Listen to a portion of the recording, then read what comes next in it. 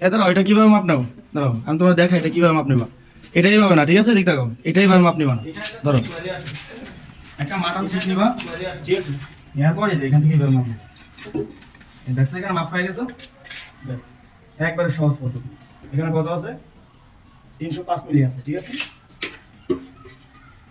এখানে আরো চিহ্ন আছে, 305, এখান থেকে 305 মিলি, ঠিক আছে? আর এটাও সেম পদ্ধতিতে এইভাবে নিবা আমার, এইভাবে একদম সহজ। আসলে 300,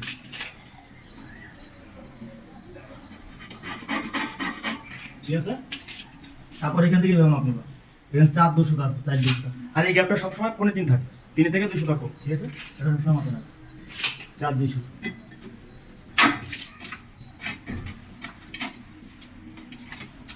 এই 4 ইঞ্চি 200, ঠিক আছে?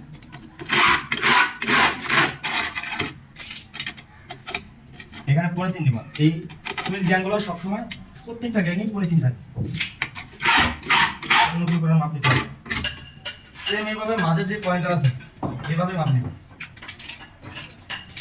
যেহেতু পাশে কোনো টাইলস লাগানো নাই, 5 ইঞ্চি 15 15 5।